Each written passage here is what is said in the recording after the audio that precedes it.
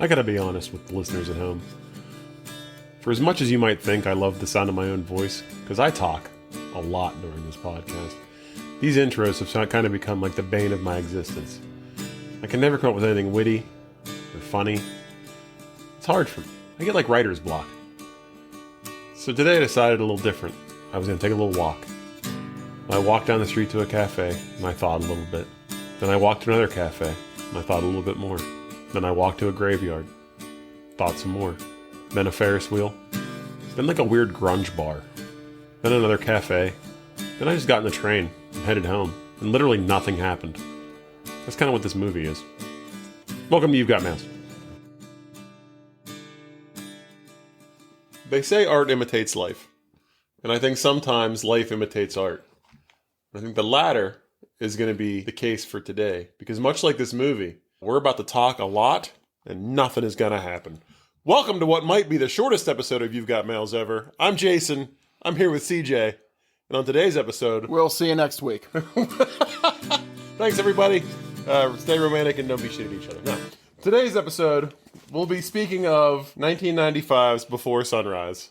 What did you didn't know anything about this, right? Like, this was totally... This is the least I knew about any movie on our list so far. Yeah. This was, I'd never heard of this movie before you rolled it. This passed me by, for sure. Yeah, I mean, I've heard of Ethan Hawke. I'm a little surprised that it passed me by in a way. Because this seems like the kind of movie that, like, would have been big when I got to college. Like with the Clerks crowd. Exactly. Like, this movie was, like, made me think if Kevin Smith decided to make a rom-com or, like, a romantic drama. Let's leave calm out of this, sir. And, there's no really funny. But this really did, like, put me in that, like, indie filmmaker, like, heavy dialogue. Because that's all this movie is just monologue after monologue and just talk. I have said it before. So, you know, we have this, and we're just going to go on a lot of tangents on this because there's not a lot of meat on this bone with this movie. Yeah. We've naturally fell into this circle from the very first episode of you kind of lead the podcast while we're on the air. You run the story. I'm just here because you're gracious. That's not true. But often when we're watching these movies, I think, wow, how's he going to work with this material? Yeah. This movie, I was terrified. 3/4 of the way through, I'm like, there's nothing to talk about. These people. And I'm not even saying this is a bad movie. I literally still do not understand if I like this movie or not. I'm with you. It's been 3 days, and I'm still wondering about it. I was hoping today we'd be able to figure it out. Yeah, I think we will. I've been thinking a lot about it. I just watched it yesterday, and I got to be honest, like, this movie... I try to pay attention because, like you said, we come in here and I kind of go through plot beat by plot beat. But I got to a point in this movie where I was like, they're talking, change a scene, like change a location, they're talking, change a location, they're talking. So I hope you paid more attention than I did because I might have zoned out a few times. I mean, this is the Demerol of movies. Like, it is meant to just put you in a nice, calmed, relaxing position. Because even the idea of, like, it's a very long date, but you don't really feel any of the anxiety of a date while you're watching it. No, and I don't know, did you look into at all how this movie was critically received? No, not at all. 100% on Rotten Tomatoes. No shit. 100%. It was on a lot of critics' lists of, like, best movies of that year. Really well received. Didn't do a ton of money in the box office. It was like an independent release, I think. But on like a $2.5 million budget, made about $22 million. So respectable. I mean, wow. Yeah, I mean, it made some money. Like I said, never heard of it. I don't think it was a huge hit, but very well received critically. But let's get into it. So the movie stars Ethan Hawke and Julie Delpy. They play Jesse and Celine.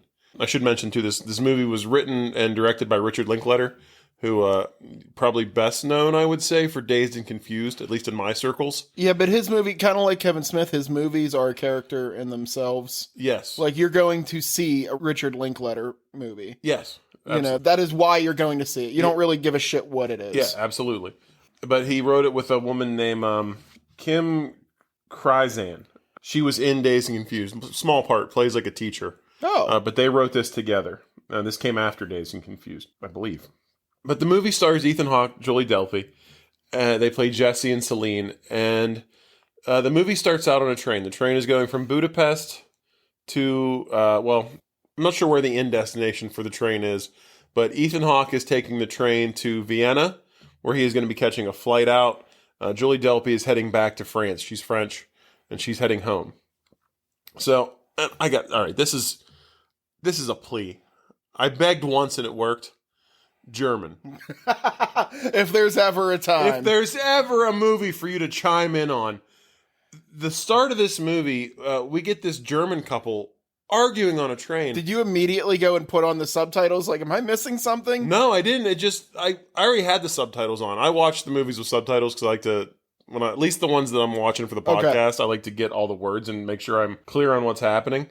And it just said, like, speaking in German. I was like, is this broken? Like, did they not put... And I had to look it up online. He left it unsubtitled intentionally. So if you saw this in the theater, you saw this without subtitles, you would not know what the German people were saying. German listener, if you watch the movies we review here, email us. Let me know what they were arguing about. I gotta know. I did look it up. Oh, you see, James? See? Yeah, I'm not going to say it. I'll let the German tell you. Okay, thank you. But we get this German couple arguing... very angrily at each other and just very loud in the train. And Julie Delpy's character, Celine, is sitting across the aisle from them, trying to read a book. She's immediately like, well, I'm not going to be able to pick these two up. She gets so frustrated by these two, she decides to change seats. So she gets up and moves back the aisle a bit. And here she finds herself across the aisle from Jesse, Ethan Hawke's character. At this point, the German couple stands up and fights their way down the aisle and out of the train. And Ethan Hawke asks her, they kind of make eye contact, and he says, do you speak German? Do you have any idea what that was all about? And she doesn't even respond to him. She just kind of looks at him, and he's like, do you speak English? And she says, yeah, I do, but my German's not very good. And she has a French accent. She's obviously French. So they just kind of talk a little bit about what each other's reading. And at this point, the German couple comes back in and just starts screaming at each other again. They do have a little conversation. Like, this movie is just all... just little weird conversations. It's all it is. Yeah. And Ethan Hawke brings up the fact that it's, a scientific fact that as men get older, they lose the ability to hear higher pitch tones, and women lose the ability to hear the lower tones. And he thinks that that's God's way of making it so that you can grow old and die together. Because eventually you just quit hearing each other. We're going to find out that Ethan Hawke's a bit of a cynic. He is, yes. I kept falling down this trap this whole movie of thinking, is this guy nagging her? But I don't think he is. I think he's just sort of a negative guy. Yeah, I mean, he seems like a genuinely nice guy. I would say nice guy. Yeah. Like, he's not mean to her. He doesn't neg her. He takes an interest in her, and they have a connection. For sure. He's just kind of a stick in the mud. Like I was looking for reasons to not like him, and they really didn't give you any. He's just kind of a curmudgeon about things, You can see where he's going to be in 30 years. Yeah, I can identify with young Ethan Hawke in this. So he asks her if she'd like to go back there. He was going to go to the lounge car, and now that the Germans are back screaming at each other, this is an opportune time to get the hell out of the car and get to the lounge car. So they sit down and they have a coffee together and they talk for a while. And nothing really interesting comes up during this conversation. There's a few things, I guess. Ethan Hawke has an idea for a documentary series that he wants to pitch about. That sounds terrible. It sounds awful. It's basically Ed TV. It's Ed TV, but it's just picking a different person every episode and just following them around in their life, like their mundane life, and seeing what they do. And she calls the shots. She's like, it's going to be 23 hours of boredom and then 4 minutes of fucking. Yeah. And then, that is exactly why I'd watch that too. But like, when are they going to get to the fucking parts? Which makes me think that this is probably Richard Linklater's idea for a great TV show, because this movie is just a bunch of mundane talking and then a few seconds of fucking and then it's over. Holy shit. Right? They are together for 24 hours. They fuck for 3 minutes. And then it's over. She describes the movie. Yeah, exactly. I did not. Oh my God, I didn't even get it. But I don't think that Richard Linklater got it either. All right, we're adding one more point to my score now. So, he tells her this, and then he tells her a weird story about how he saw the ghost of his grandmother, which I thought was strange. And just a weird, like he tells a story about how his grandmother had died, and he was in the backyard playing with a hose. And he was squirting water, and he could see her through the hose, and then told his parents, and they told him he was stupid, and that she was dead, and there were no such thing as ghosts. So these are our two big conversations we get on the train. They reach Vienna, and he has to get off the train. He expresses to her that, he wishes he'd met her sooner, and wishes that they could keep talking. he has to go, and she kind of says the same thing, but he gets off the train and then immediately comes back in and asks her to get off the train with him. He convinces her by saying, like, imagine yourself in 20 years, you're married, you're unhappy. You're going to look back at this moment and kind of say, what would have happened if I would have got off the train with that guy? And he says, conversely, you could get off the train with me right now. I could be a terrible piece of shit. And then you're going to be happier in your marriage because you realize that this isn't one of those opportunities that you missed. Wah, mental judo. He does that a lot in this movie. Does. He's pretty smooth. And she says, okay, I'll get off the train with you. He does not have money for a hotel. His whole plan was to take the train to Vienna and then just kick it around town all day and night and then get on his plane the next day. I did that once. Really? Not in Vienna. I've never been to Well, tell me about it, because we need to talk about something. The first time I went to New York City, I went with me and my brother and a couple roommates. We had a job in Hartford, Connecticut. We were delivering theater scenery. Okay. We dropped it off. We took a train to New York City. We arrived at 9 a.m. and our bus back to Pittsburgh wasn't until 4:30 in the morning the next morning. And we had about $40 between us and that much time. This was 2 weeks after 9/11. So, oh, wow. Everything probably was closed. New York was on high alert. Yeah. And that's all we did. We walked the island of Manhattan from the bottom to the top, back to the bottom. That's kind of fun. It was a very long day. The chafe went up around my neck. You could have cooked a turkey between them legs. Oh, jeez. It was rough. But I never slept with a French woman the whole time, and I kind of regret that now. You could have just went and, like, humped the Statue of Liberty. Fuck. Yeah. See, 20 years later, and I'm looking back, and I'm thinking... That's a big French woman. Yeah. Yep. Mm-hmm. So, anyway... we're going to divert a lot in this. So they get off the train together, and they decide they're just going to walk around. She's going to stay with him until the morning, get back on the train, and he's going to take the plane back to America. They run into a couple of guys, and he asks them if they speak German, or if they speak English, I'm sorry. And they say, yeah, and they kind of bust his balls. It's kind of that ugly American, like, you come to our country and want to speak your language, and they kind of make a joke about, oh, well, maybe we could speak German for a change. And he's like, huh? And he's, no, we're just fucking with you. Like, You know, maybe it's because the Olympics are, like, in heat right now. Yeah. Fuck them. Wow. I'm American, son. No, I don't care that much. Germany had their chance to get everybody to speak their language, and they blew it. All right? So... Thankfully. Yeah, well, yeah. They'll be mad now. Yeah. Cut that. Wow. No, that's staying. Cut that part. These two German guys, they kind of tell them that they're putting on a play about a cow, which I wish we could have seen this play. It would have been infinitely better had we seen this play, because it's about a cow that's being hunted by Indians and politicians. It's a guy in a cow suit. Smoking, and drinking through the hooves. Yes. Sounded wonderful. We don't get the play. We don't get to see the play. I've been invited to these kind of plays before, like from the, just loafing around the theater industry, and it is painful. Oh, when you accidentally say yes to going to a bad public theater play, and you were just heartbroken. You got all this time to kill. Like, I'd go. What else are you gonna do? They do just give them free tickets. Yeah, but they don't actually go to the play. They keep walking around the town. Okay, so here I kind of wanted to have like a maybe take some of the conversations they had and kind of pose them to you, the questions to you. We could discuss them amongst ourselves. This was the first one that I heard that I was like, this will be a great question for the podcast. Ethan Hawke, Jesse's character, asks Celine, who was the first person that she ever had sexual feelings for? Wow, you went deep real quick. Yeah. Who was yours, CJ? I've said this story. I don't think I've said this story in this podcast. This one's really, really fucking easy. So I was in my mom's bedroom. I just wanted to get your face on that one. Okay. She wasn't in the bedroom. You know this isn't a visual medium. But I did make a face. She was not in the bedroom at the time, but her record collection was. Okay. And I was flipping through it because I had heard my brother play a song called The Piano Has Been Drinking. Oh, yeah. It's Tom Waits. Yes. I know where this is going.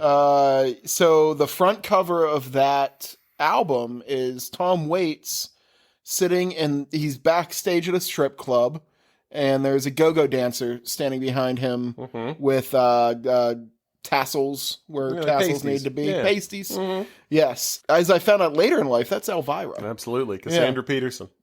Cassandra, you know her name. Oh, yeah. I love That's Elvira. great. Yeah, she is awesome. Yeah. So that would probably be the first time. And that was also, my mom caught me kind of ogling this record, not understanding what I was looking at. I was probably only 8 years old. Yeah. And she immediately took it off of me. Was like, no. Well, this You explains, got to listen to this record. this explains your love for Tom Waits. Oh, absolutely. She told me 8 years old, she said, I need you to play this at my funeral one day. And I was like, Jesus, that's, like now I look back, that's heavy. That's deep way for too an heavy. 8-year-old, yeah. I'm just sitting there trying to hide an awkward erection. And she's talking about her funeral. That's a real boner killer. Yeah, I'm not gonna absolutely. lie. I'd probably nip that in the bud pretty quick. But that would probably be the first time where I saw, I'm sure, passing glances on TV, I'd seen nudity or something. My parents never really turned off a nudity scene.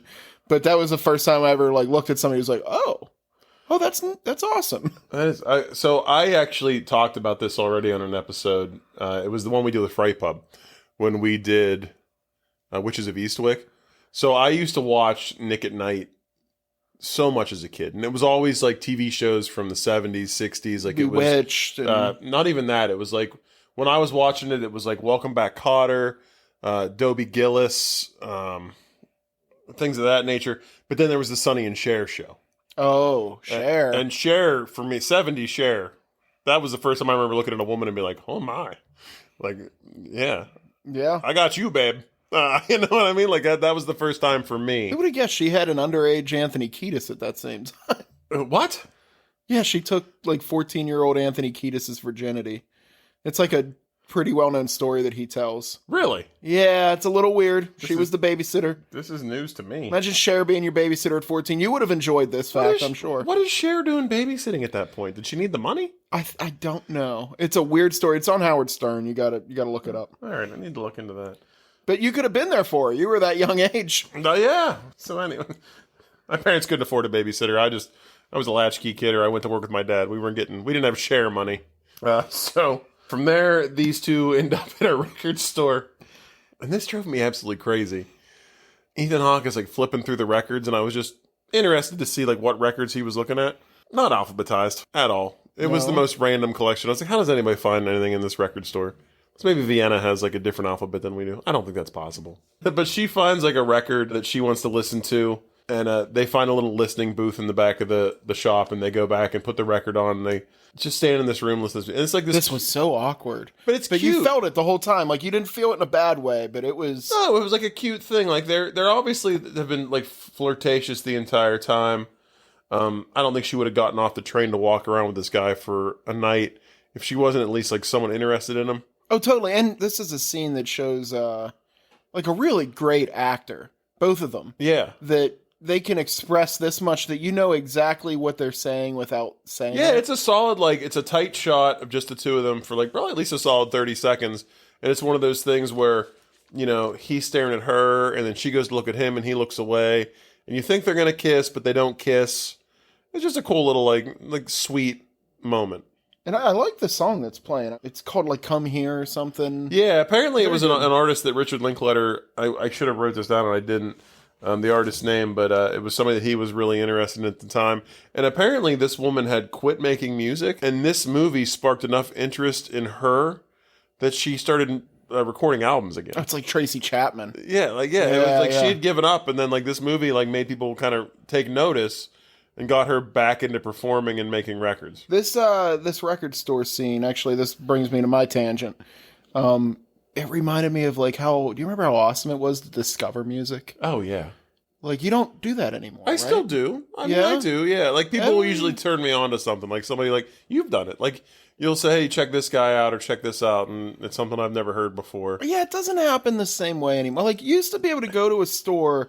I remember going to the CD store because that was about my generation. Yeah, the CDs. And they would have the display with the headphones. Every so many feet, there would be headphones with a CD under it. Picking up a CD and saying, damn, this looks cool. Yeah. And buying it for $4, a used CD, and taking it home. And Columbia House. My parents used to have, we did Columbia House, or one of those ones where it was a penny a CD for a bunch of CDs. And my mom would always give me the pamphlet and let me pick out a few for myself. Oh, that's great. And I had no idea what anything was. So I was literally buying CDs based on the cover art. This looks cool. And I found a bunch of stuff that way. There were a bunch of stinkers, but there was also some stuff that I found that I absolutely loved. and never would have found it and not just been like my little like 10, 11-year-old brain. Like, this looks neat. That's exactly. It really like that's it. It ties coincidentally right into that same story I just told. Was like that same milk crate full of records my mom had. Yeah. And the day that she came in with the record player in that milk crate and said, "Here you go, have fun." Yeah. It formed a lot of musical taste for me, right? Oh, there. absolutely. Like my musical taste all comes from my parents. I mean, Yeah. 100%. My mom especially, like, there was always music on at the house. It seemed like whenever she was around the house doing like making dinner, cleaning the house, whatever. It was always like Motown or like just old soul music, like stuff like that. And that's like really like where I got my taste in music from, was her. I can remember her coming in to my bedroom. I'm listening to Fleetwood Mac, and she's like, that must be your dad's record." Pulls it off, puts on fucking Kiss. Yeah. Love Gun. Yeah, She's yeah. like, "This is the music you should be listening Yeah. to." And she was right. That's very true. Absolutely right. It's about a gun. It's also his penis. Jesus. All right. So from there, It's my favorite episode yet so far. we change scenery again, and they go to a cemetery. The cemetery in No Name, she says. She talked about how she had visited this cemetery as a teenager when she was in this town. No, they muse about death for a while. Nothing really too crazy. I don't know. Like, a lot of these conversations kind of missed me, because I literally was zoning in and out. I'm going to be honest. Not my best moment Yes. watching this movie, because it was hard. They do almost kiss at the cemetery, it seems like. There's still, which is weird, but... And I don't know, I like walking cemeteries. Like, I don't think that's creepy. But I guess to some people it could seem weird. But that's a good date for me. Like, I would like to go on a date and walk through a cemetery. I've actually, like, I was a little chubby goth kid in high school, so I've done cemetery hangouts. Yeah. Not my thing. No, really? Yeah, no, I'm good. I'm not big on death. I don't even like. Well, Yeah, nobody likes going to funerals, but like I get really, really fucking weird at funerals. Like, there's a dead body in the room. I don't like funerals either, but I think cemeteries are neat. I don't know. I like walking through them. From here, they go to like a little carnival. I guess like a famous Ferris wheel in Vienna, from what I read, and I can't remember the name of it, but it's also got like a little bunch of carnival stuff around it. And here they ride the Ferris wheel, and they finally kiss at the top of the Ferris wheel. Nice romantic, like right at dusk. They kiss. From here we go, they're sitting at a little cafe outside, and a fortune teller comes up and offers to read their fortunes. And I related a lot with Ethan Hawke in this scene, because as she's walking over, he's just like, "Jesus Christ, just leave us alone." Like, in his whole face said it. And Julie Delpy is like, "Oh no, let's see what she has to say." And she gives her this whole spiel about how, like, you're growing into a woman and all these nice things about her. And then she looks at Ethan Hawke and is basically like, "And you're okay. Like, you're fine. You're learning." Yeah, you're learning."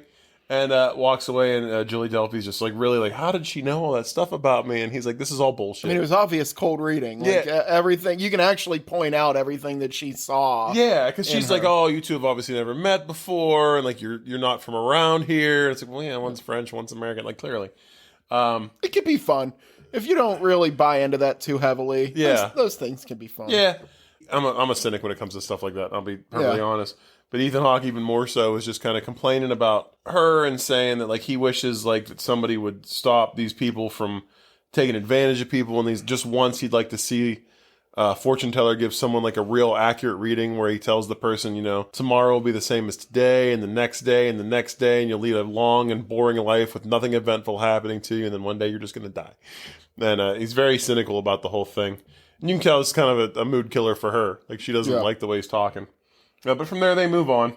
They go to a church where she talks about her grandmother and how her grandmother was in love with someone else for like all of her life, but never got to meet her. And she says that, she feels like she's like an old person trapped in like a young woman's body. Like, she relates with her grandmother a lot. And then Ethan Hawke talks about he's like a 13-year-old boy in like a man's body. Then I'm like, well, it's weird that you guys kissed on that Ferris wheel, because now we're getting into Sharon Anthony Kiedis territory. Yeah. Apparently. So there's more talking in the church. From the church, they go and they walk. Well, they actually start to have an argument. He asks her, "What is it you don't like about me?" Like, they're just kind of talking, like making small talk. They're like speed running their dating life. Yeah, they are. It feels like. Yeah, and he's kind of like, "So what is it you don't like about me?" And she starts to bring up the fact that she didn't like the way he talked about the fortune teller. And before they can really get into it, this street poet is just hanging out by the river, and he calls him over, and he says, "If you give me one word, I'll write a poem about it." This was kind of wild. Yeah, I don't know. At least he was going to earn the money. He's putting that effort in. Yeah, I mean, I guess that's like a real thing people do. And Yeah, I've seen that actually in the strip district in Pittsburgh. There's a young lady. Yeah, that there does is. I this. have seen that. Yeah. So they give him the word milkshake, and then they walk off, and they're kind of like, "Oh, did we almost just have our first argument about?" They're kind of joking around, and the guy finishes the poem and brings it up. Were you ready for him to just be like, "My milkshake brings all the boys to the yard"? It's all I could think about. I hoped so hard that this is what his poem would say. Oh, it was about 10 years too early. But it didn't. It was just some big, like, nonsensical, like, it was word vomit, but it was pretty word vomit, is what I could say about it. I kind of agree with Ethan Hawke. It was canned. He already had this, and he just shoved milkshake in there. Like, she had just told him that she didn't like the way he talked about the fortune teller, and he basically goes right back into being a cynical asshole, and is like... He's trying, though. Like, you can tell he's trying to... He kind of realizes it. Yeah, but he says to her, like, you don't think he actually wrote that just now, do you? Like, he has this poem written already. He just puts the word you give him in somewhere. Bing, bang, boom. But they give him some money. And they gave the fortune teller money, too. And I'm like, you could have afforded a hotel room if you just quit giving all these street merchants money as they come up to you on the street. They could have done what they really wanted, which was spend a night in a hotel room together. Yeah. From there, they go to, I think my favorite location in the whole movie was like this Vienna, like, grunge bar. This place is fucking awesome. Also, the song the guy was singing when they walked in, yeah, I want that song. Right? It sounded like Nirvana. I felt like I was discovering music again. Like, yeah, this dude sounded awesome. And it's so funny because he, like, finishes the song and then goes directly into thanking the crowd in German. Yeah. And you're like, oh, shit. So he's just doing this song in English to do it. Yeah. So they go here and they play pinball and they have a couple beers. And they finally, oddly enough, after all this time, they finally decide to ask, we should probably, like, discuss whether or not we're dating anyone. Like, do you have a boyfriend? I'm like, you've already kissed on the Ferris wheel. It's a little late, my guy. Like, probably should have thought about this sooner. And she tells him that, she was dating somebody, but he broke up with her because he said that she loved him too much. And she also brings up the fact that she wrote, like, a very detailed story about murdering him and getting rid of the body. So detailed, in fact, that her therapist was actually concerned that she was going to do it. And tried to have her, like, committed or arrested. Yeah. And at this point, if I was Ethan Hawke, I'd be like... But this is... checking my watch. Like, this is going to show that she's not perfect either. Yeah. Like, he's kind of a dumb cynic. What she says is fucking nuts. Yeah. But at the same time, like, have you ever been on a date where she does something absolutely terrible and you're like, all right, I think I can live with that one thing. So I do love her response. Like, the next thing she says, because she says, I didn't mean it. Like, I would never, ever do that, something like that. She's like, but my biggest fear is that this guy's going to die in some random accident. Yeah. And they're going to come after her for it.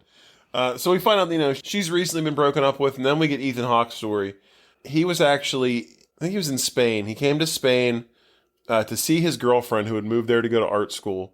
And when he got there, she had a bunch of, like, people around, didn't want to be alone with him at all. And it took him a few days to kind of realize what was going on. Found out that she was actually, like, seeing somebody else and that they were breaking up. So he had to get back to the United States, but he had to find, like, a cheap flight. So the flight wasn't for 2 weeks, so he bought a Euro-Rail pass, and he's just been kind of riding the rails. Which sounds like fun. It does sound like fun. So he's just been, like, living on a train, basically, for, like, 2 weeks until he met her. And it's the day before he leaves, his flight actually leaves.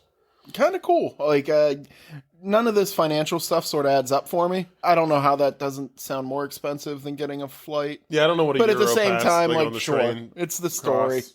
Well, he does kind of say later that he could have gotten back sooner for a little bit more expensive plane. But he didn't want to go back and face, like, everybody, like, knowing that, like, things had happened badly between him and his girlfriend.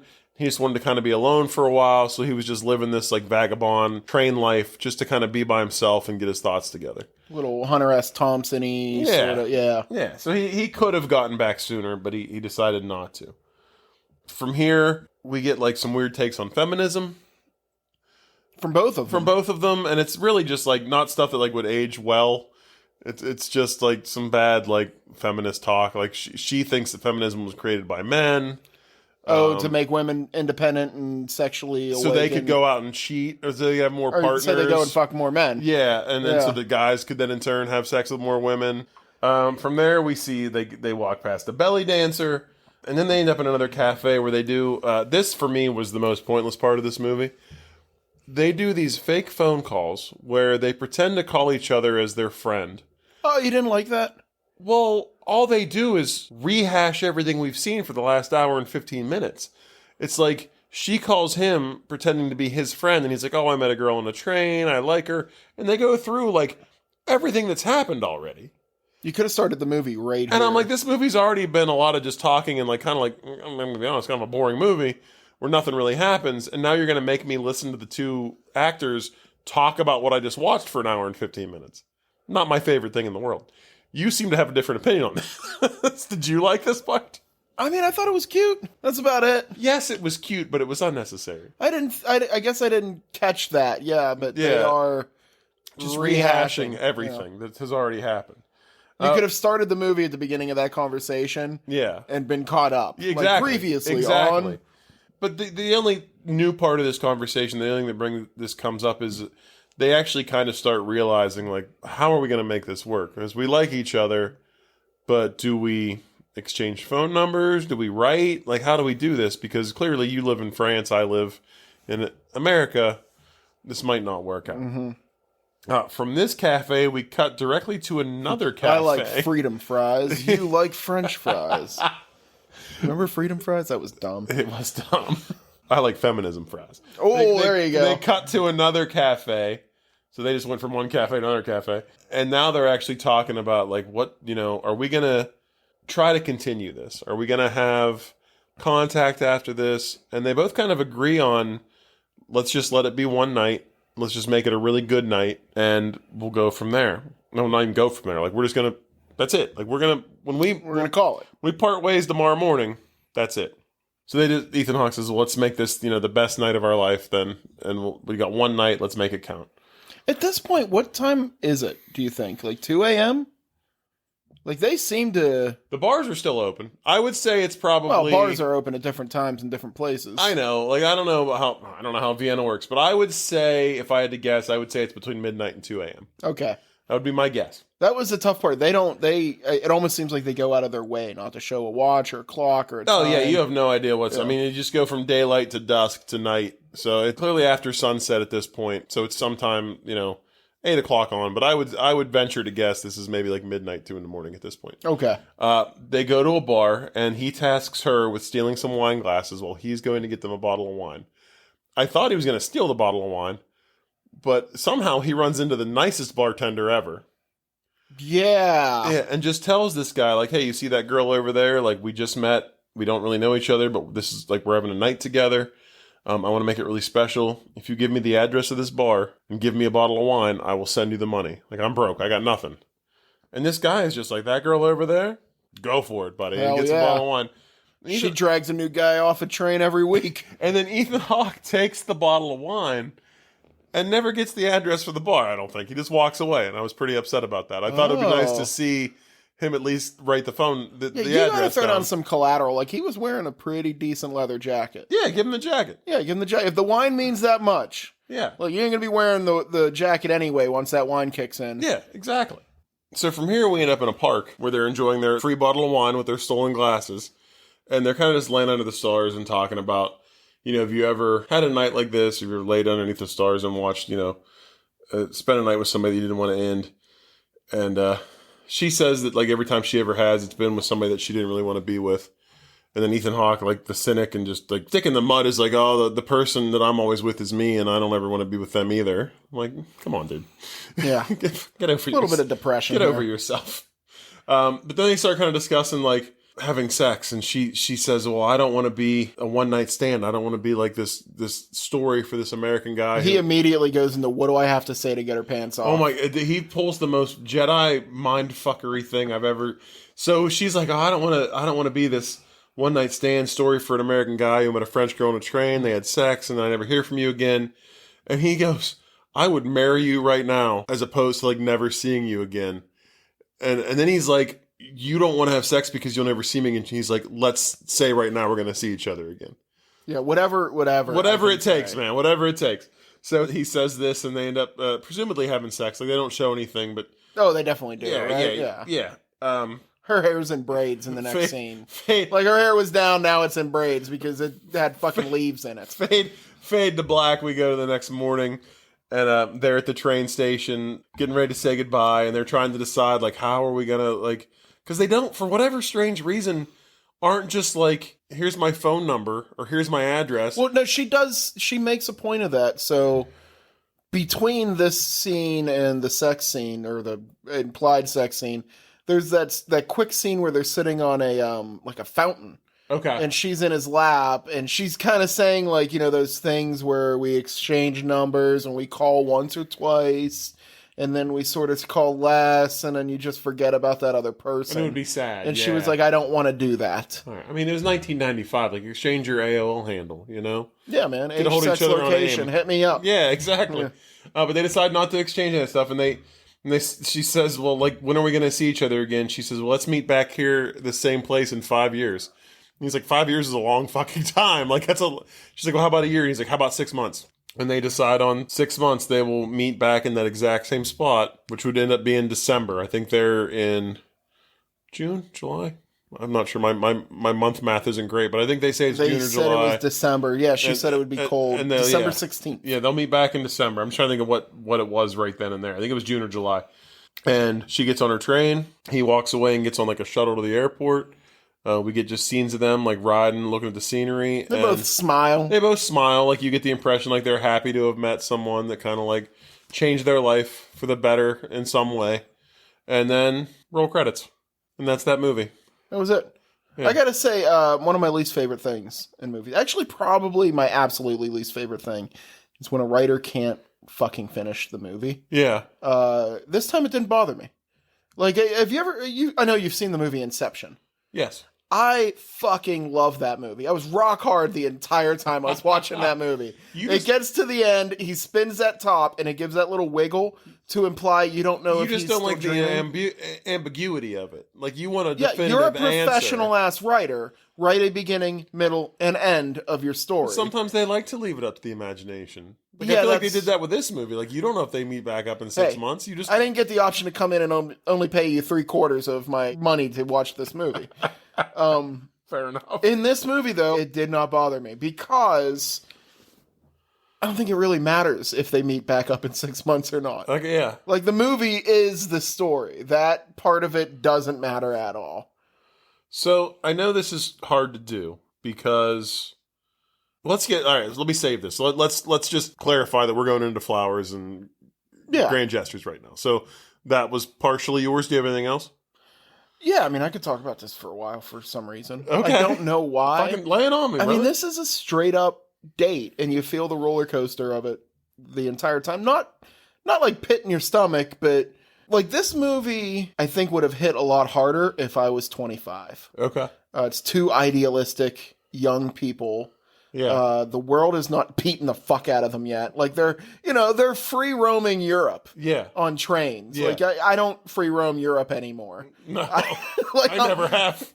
Like, I'm lucky if I can get up on a Saturday morning after 8 a.m. I also hate public transportation, so you're not going to find me on a train, probably. Yeah, but I mean, like, it's two, like, young, idealistic people. Damn straight they're become, like, hardcore conservative in the next 15, 20 years. But right now, the world has not tortured them. Right. So, I don't think it hit as hard for me. And I don't know if you've looked up anything about the next two movies. I have, to a degree. I read the synopsis of the next one. Yeah, so you know the same as I do that they're both in that movie. So obviously they meet back up, and it's 10 years later. I don't know if they've met up before then, Right. but like it takes place 10 years later. I'm more excited to see that one, where they're closer to my age. And then the third one, they're even another 10 years later when they are our age, pretty Yes. much. Yeah, yeah. And I'm more interested in that part of it. My question that I wanted to ask before I decided to just clarify where we were in the episode. Put aside the fact that you know that there's two more of these. Do you think these two end up in the same place in 6 months? I do. You do? I don't know. I don't even think it's a hope thing. I kind of feel like I do too. I feel like they. Yeah. I feel like they really will be thinking about each other for that 6 months and wanting to see each other. And maybe Yeah. that's just a hopeless romantic in me, like wanting that to be the case. I wanted to ask you, I was thinking about it. I'm sure you thought about this too, because this movie is literally watching a date. Do you got any good date stories? Like, you know what a good date is and how it ends and stuff. I guess I should ask, do you have any bad date stories? Nothing I want to talk about on the podcast. No, I nothing mean, like odd that happened. I have one really strange one that I think you know about, but I literally don't think I can talk about on the podcast because it involves like a public figure and like some political intrigue and like some like things that like if I told the story, you'd be able to figure it out pretty easily. I'm hard as a rock right And now. I think I've told you this, but Yes, you have. yeah, I can't really get into it. Let's just say it's a great story. If you ever meet me out in public or you know me and you want to ask the story, I'd be happy to tell you. But it's not for putting out over the airwaves. Oh, see, I'm about 20 years past, or no, I'm about 15 years past like my first date stories. You Yeah. know, I haven't had a first date in probably 15, 20 years. Yeah. I had crazy ones before I met my wife. Really? I went on a date with a girl who, during the date, started lining up her pepper spray collection on the edge of the table while we were eating. Were you giving off those kind of vibes? I asked her that. I said, I'm sorry, are you... And she's like, oh no, this is great. She's like, I just want to let you know I had to pepper spray the last guy I went out with. And I was like, cool, I just want to let you know I have to go use the bathroom. And then didn't come back? Fuck no. She was lining up pepper sprays on the side of the table. Yeah, I mean, I've had a couple like strange where just like a girl will start crying in the middle of it. Not because of anything I did. Like, we'll just be talking about the most random stuff and then like she'll just like start crying for no reason. And I'm like, all right, well, this is weird for me. You're catching somebody at a weird time in their Yeah, life. yeah, which I think like when you're dating in your 30s, like as I was, like late 30s into your 40s, like, everybody's in a fucking weird time, but you got to find the person that can handle I've it. absolutely cried in the middle of a date. Really? Yeah, I'm not going to go into that story. That one just, it rips my fucking soul apart. But Okay. yeah. All right. But yeah, other than that, though, my only other thing that, and this is kind of sad, actually, the idea for this movie came from the two writers, which was Linkletter and Kryzan. Both had experiences where Linkletter had met a girl in Philadelphia. They walked around all night together, like had this real spark. And then Kryzan had like ridden a train through Europe and I think met a guy from the Netherlands. And they spent a night together just walking and talking. She never had contact with the guy again. But he had like kept in touch with this girl, Amy, for a little while. And then all of a sudden contact just ended. And he didn't find out until 2010 that she had died in a car accident right before this movie came out. Wow. Yeah, and that's why the conversations kind of like broke off because she just died and he had no way of knowing and no one. kind of unceremonious. Yeah, Yeah. like it's kind of a sad. That's heartbreaking right Yeah, there. it is. So, but that's my other flower and grand gesture. Way to bring it up on our comedy podcast. No problem. Let's chick flick it to a dick flick it. Oh boy.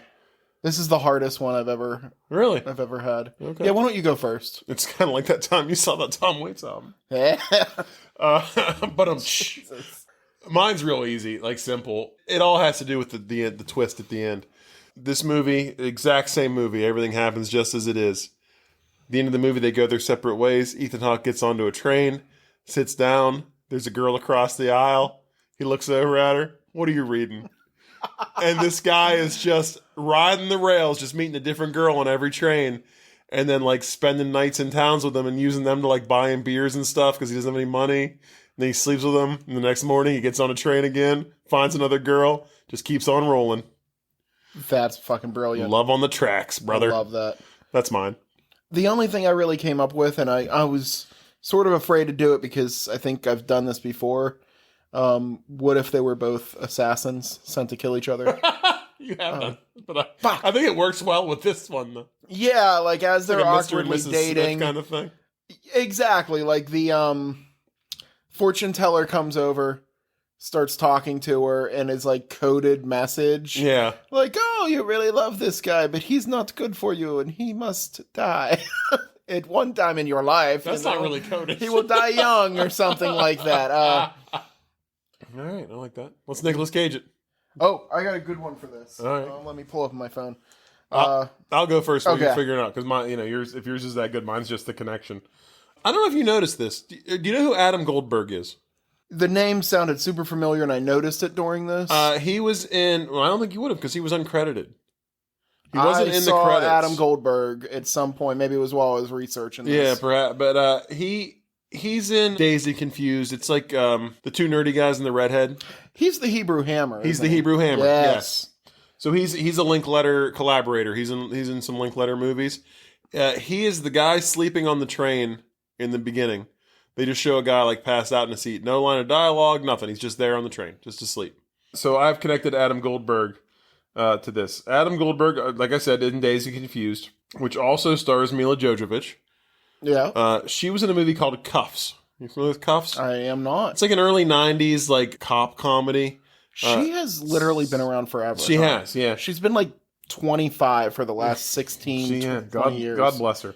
But she was in this movie called Cuffs, which stars, in the title role, Christian Slater. Christian Slater is in Broken Arrow, Great movie. which also stars John Travolta. I know I did it last week, but why not do it again? John Travolta, Face Off, Nicolas Cage. There you go. That's how we do it. On to you, sir. This is one of the few ones that just came to me, like pretty easily. Okay.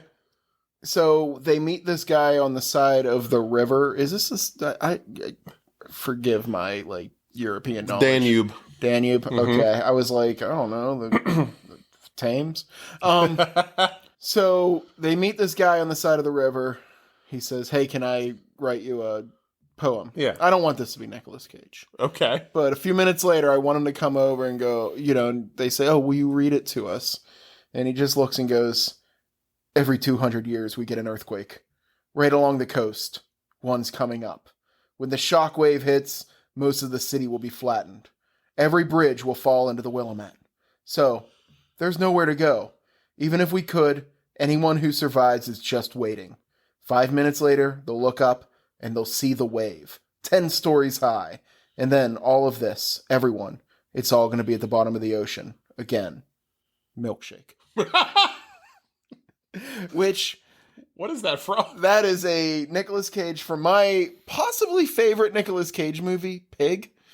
This is Oh. a quote that he just gives randomly in the middle of the movie. Yeah. I would like that to be how Nicolas Cage is fit into this movie. Okay. By the way, if you're ever like, hey, I want to try a little Nicolas Cage, start with Pig. It is an amazing movie. It's his. I saw an interview with him recently where they asked him what his favorite movie he's ever done is, and it's Pig. Pig. It is. Out of everything he's done, that's his the favorite fact movie. that movie did not win any awards is criminal. But okay, that's enough of me trying to defend my heroes. All right, let's rate it. Are you feeling any clearer about where you want to go with this thing? I hate to do this. I really hate to say this. Okay. I'm going to give it a 3.75. The entire time I was thinking about this movie, I was like, this either needs to be a 1 or a 5. But I still just, it makes me feel so ambiguous that I can't even get it together. I'm just going to say 3.75. This is a good movie, but it's not like, I don't get the 100% Rotten Tomatoes. Okay. I don't think I could watch it again. I can't believe I never even heard of it before. But at the same time, I'm really excited to see the sequel. Yeah. Like, Okay. it's coming, and I'm going to watch it. Yeah, at some point. Okay. Yeah, I mean, I'm kind of in the same boat. I'm not going to go that high, but for as much as I said that like nothing happens in this movie and it's boring, and it is. It's fucking, this movie is just two people talking for 2 hours. If you're It's all it going is. to go this boring, or with this much boring subject content, they did it the best they could possibly They did, do. and like the acting is spectacular. Like these two turned in great performances. The writing is really good. Like for as much as they talk, and it is like I said, if you're not into just a bunch of dialogue, don't watch this movie. But I do like stuff like that. Like I enjoy just like long pieces of dialogue in movies if it's well done. And it was well done. I happened to zone out a bit in this one because it is literally just all talking. But it's a nice movie to look at. Like it's well shot. Linklater's a good director. I mean, I've liked all of the other stuff of his that I've seen. So I'm gonna go, I think a little bit, like I'm 3. It's a little bit better than average for me. Like I didn't hate this movie as much as I say how boring it is. And I know it's an oxymoron to say like how bored I was during this movie, but that I still liked it. It's a strange thing to say, but it's how I feel about it. I think anybody that's watched this movie will know the exact sentiment you're really sending out there. I think so. And just like you, like I want to see what happens to these two. Like, they built the characters to a point where I'm invested now, and I would like to know what happens to these two. Would you be surprised to hear that they were actually sleeping together during this movie? No, I wouldn't. I wouldn't. Yeah, I really felt like they felt like they were. Yeah, they and that's were the other thing I knocking want to say. boots. Like this movie just felt so real. That's the other thing I want. Like the other reason why I'm rating this like like I am, because this is what it would be like if you just followed two people around for a night on a first date. Like it's not gonna be super exciting, but Yeah. it all felt so real. Their conversations have a few hits, they have a few misses. Yeah, but it all felt so real to me. Like this was so well done that like well acted that this felt so natural. And like I was really watching two real people have like a moment and an experience. So yeah, 3.25. A little bit All more right. than a 3. 3.25. I've convinced myself to give it another quarter. Respectable. Yeah. I'm gonna wake up tomorrow morning and be like, that should have been a 1. And then next week I'm gonna be like, why did I go 5 on that? You know? Yeah, it's a weird one. But yeah, I mean I respect it for what it did. Like I think that it was a pretty good piece of filmmaking, and I think that everybody involved did a really good job. It might not be 100% my cup of tea, but there was enough for me to like about it and appreciate about it that it's definitely better than average. You know, I'm movie. glad this movie didn't come up in the first like 2 months of us doing this. Yeah, why would you I'd have give been it like, fuck this. We've grown. We've grown Yeah, as we've people. grown, absolutely. All right, let's roll a movie here, CJ. All right. Hit me with a number. How many we got? We are at actually the same number from last week because this movie just replaced the sequel to this replaced the first one. So we're 193. We have 147. The Vow. I don't know what that is. That sounds Do you like know? a horror movie. It does sound like a horror movie. Yeah. Do you have any idea what this is? I'm hoping it's a horror movie. It can't be. There's no possible way. It's from 2012. It's a romance comedy. Oh shit! I'll be the judge of that. Oh shit! Paige, Rachel McAdams, Uh-oh. and Leo, Channing Tatum, Let's do it. are happily married newlyweds, but their idyllic life together suddenly shatters when a car accident leaves her in a coma. When Paige awakes, she has severe memory loss and doesn't know Leo. Sounds like a real comedy. She also has a confusing relationship with her parents, Sam Neill and Jessica Lange. Oh, fucking A. Yeah, I mean, okay. It's got a 32% on Rotten Tomatoes, so I'm gonna say it's probably not the best. Fucking nay. It's no Before Sunset, Sunrise, whatever. It's not this movie. So yeah, but we got our boy Channing Tatum. Yeah. Tyler Gage. Fucking A. But yeah, so that's that. So until next time when we discuss The Vow, starring our boy Channing Tatum. Yeah. I'm No, good. no, I'm not. good. All right. Until next time, please like us, subscribe to us, follow us wherever you get your podcasts at. Check us out on Facebook at You've Got Mails. Say hi. Email us. German. I got to know what that couple was saying beginning of this movie. You're the only person. You're my only hope. You know, I spent this entire fucking podcast actively not making fun of German people because of you. Yeah. Don't make CJ do it for nothing. All right? Email us. Let us know what's going on. I got to know what they were talking about. Until next time, stay romantic and don't be shit at each other. Yeah. Tate Young? Yeah. Yeah. Guy's a national treasure.